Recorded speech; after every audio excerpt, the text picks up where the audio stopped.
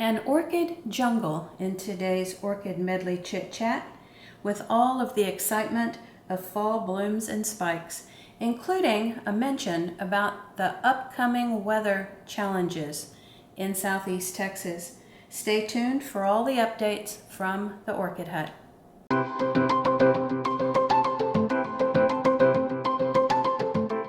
Welcome back. This is Dana from the Orchid Hut, and this is an Orchid Medley Chit Chat for today's video, which will include a variety of orchid updates and different topics.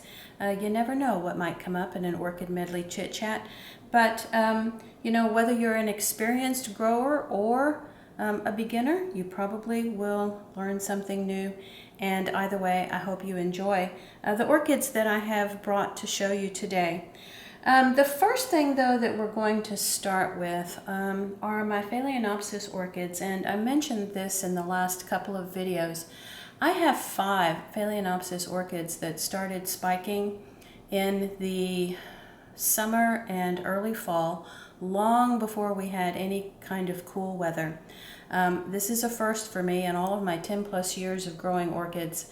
Never ever have I had Phalaenopsis orchids spiking so soon. But in any case, I'll give you a little insert clip here. My really large white Phalaenopsis has a super long spike in the bay window.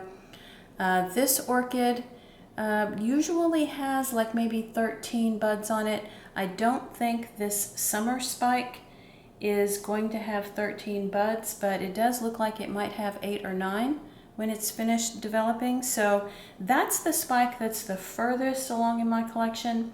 I have a few others with spikes that are 2-3 inches long, and some that are just beginning to spike just within the last week or so. But in any case, I will be having some Phalaenopsis blooms at a bit different time of the year, which might actually be nice. The next thing that I wanted to mention is the weather. Okay, so here we go again. The Southeast Texas weather roller coaster. So yesterday, the high temperature was in the low 90 degree Fahrenheit. I think I saw on the thermometer 93 degrees Fahrenheit. And by Thursday morning of this week, so approximately 3-4 days from now, it is going to be an early morning temperature of 38 degrees Fahrenheit. That's what's predicted. So, again, very drastic drop in temperature, much earlier in the year than what we typically have. I mean, we will usually get that kind of weather shift more in late November, so it's coming about a month early. And again, I will mention that this year's growing season was just shortened. It was about from April until October. So it was probably shortened by about 2 months from what we typically have here in Southeast Texas. That has had an effect on the orchids. It just has. Their growing has just been different and unusual this year. Okay, so because of this temperature drop, of course, the outside orchids are not going to appreciate that. Last year's plan to move them in and protect them from that kind of weather, I can't say that I was really pleased with what I did. I brought them into the garage in November when the weather shifted. This year, I think what I'm going to do is I'm going to pick out some orchids to just go ahead and bring in and leave them here. I have the grow lights set up in my secondary growing space at the back of the house. It is functional, but it is not necessarily aesthetically pleasing, as far as a grow space goes, but it will have to do for this year until I, figure out how to make improvements for next year. So the grow lights are ready to go. I already today, with the outside orchids, I'm giving everybody a good watering before the temperature drops. I have been washing off things that are in hanging baskets like the Vandas, and I've been giving them a good soak, and then I've been letting them hang outside after giving them a really good wash down, to get the dust and the dirt out from in between the leaves. And so that is happening today. There are a few of the larger orchids which I will probably leave in the garage just for this first cold spell, simply because I'm not exactly ready to have some of the larger ones inside the house.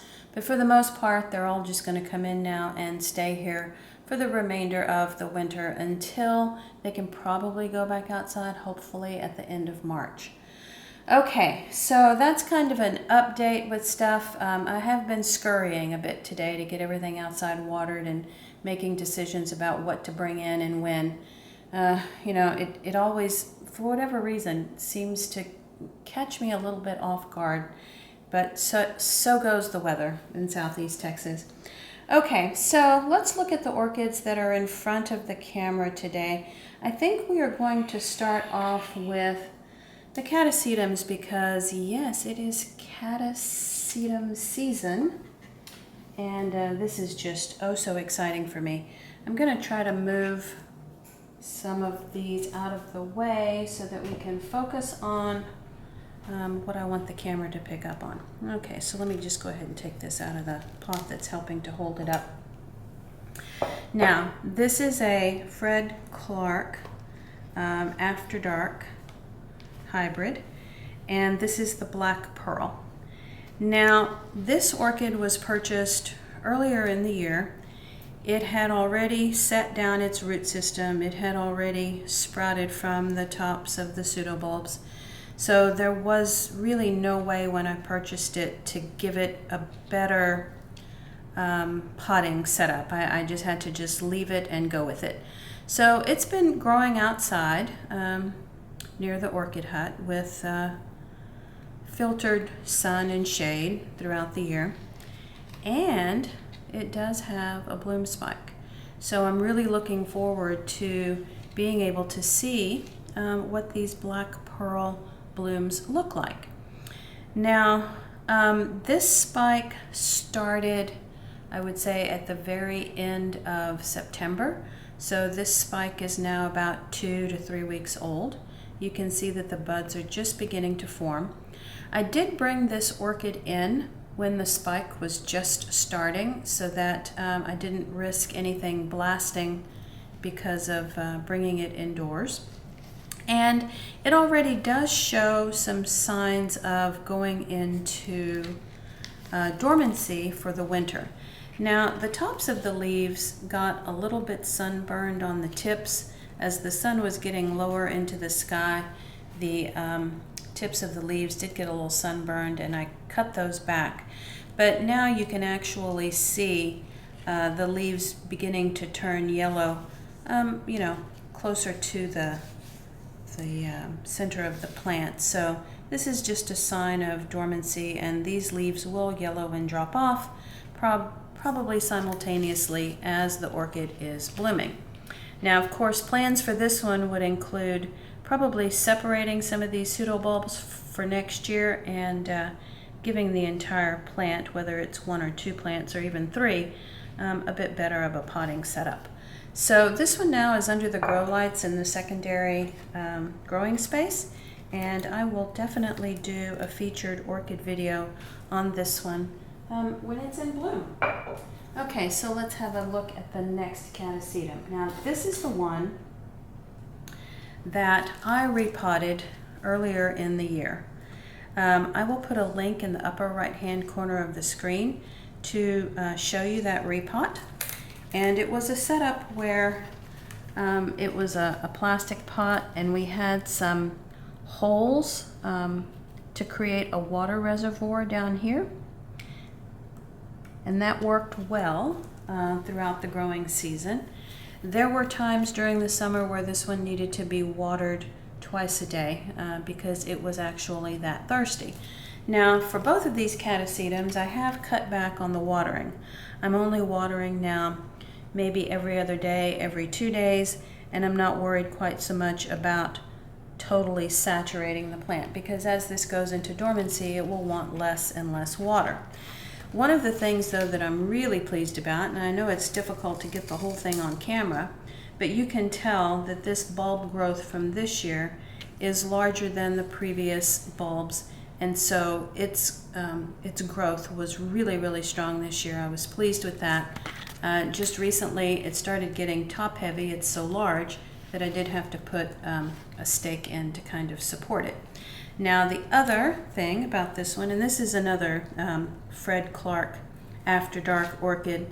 This one is, I believe, the burgundy colored one with the spots on the petals. But the thing that is super exciting, of course, is that this one actually has 2 bloom spikes starting right down here where my fingers are. And so this one now has been brought into the house so that there aren't any kind of bud blasting things that might occur as these develop. And it's under the grow lights now for the remainder. And just at the very top of the leaves here, you can see a little bit of signs of dormancy happening with the yellowing of the leaves. So this one will be probably dropping its leaves simultaneously with growing these bloom spikes. All right, so those are the 2 Catasetums in my collection, and both are doing well. Very pleased that they will, still fingers crossed, bloom for me. Okay, this is a small Cattleya type orchid, Landate Charm Spot. And you can see that it does have some spots on the leaves. I don't know about the blooms yet. It hasn't bloomed for me. But I did a video earlier in the year taking this bag baby orchid and putting it on this cork bark mount. And I'll put a link in the upper right hand corner so that you can see how I did that. And this year's growth is really, really phenomenal. It has attached its roots to the cork bark, and even on the back side, the roots have come through to the back side of the cork bark. So this one is happy with its cork bark home. During the summer, it did get water every day. Now I have brought this one in for the winter, and my guess is that I will probably still need to continue to water it probably every 2 or 3 days. So I'm happy with how this one has adapted to the cork bark mount. All right, and then finally, this is, also blooming season for Phalaenopsis type Dendrobiums. And this orchid was featured last year when it bloomed for me, so I'll put another link in the upper right hand corner of the screen if you would like to see the bloom spike from last year. And this year it had 2 new growths, and let me show you this other one. There is a smaller spike on the top of the shorter cane. So the cane from this year, really, really long and tall, and then the bloom spike is already opening. However, there is one thing here that I want to mention, and you might have noticed it as I was showing you the bloom. But this orchid was already in bud when I brought it in the house. And if the orchid reacts to that, it may blast some of the buds, as in this case. So what I have found, and this is just my personal experience, if you bring the orchid in or if you change its environment, before the spike develops too much, it will probably be okay. Or if the orchid is already in bloom, it will probably be okay. But there's a certain phase of development for the buds where if you change its environment, it's just likely to blast like this one did. So the thing to notice here is that the buds that were more developed are fine. The one that blasted was actually in the middle of the spike, right here where my finger is, and then the buds on top that were less developed were also fine. So the blasting really only affected that one bud in the very center of the spike, and it has, dropped off. So, something to be careful of. I brought this one in because we were about to have a thunderstorm, and really what I should have done was just put it inside the orchid hut so it could be protected. But then I thought, oh, it's blooming so pretty, why not bring it into my bay window? But that change in environment probably did cause that one bud to blast. Alrighty, so as it goes, I have more orchid work to do today, making a few more decisions about what to put in the garage for the cold weather coming up, and making some more space in the secondary grow area for the ones that I'll be bringing in. I will post a picture of that secondary grow space in the community section of the channel, just so that you can see what it looks like and have some idea of how I set the lights up. And I hope you're protecting your outdoor orchids as this cold weather comes through. Thanks so much for watching. If you enjoyed this video or learned something new, please give it a thumbs up. And the subscribe button is coming up in the bottom right-hand corner of the screen. If you would like to be notified when new videos are posted, simply click on the bell icon. Talk to you next time.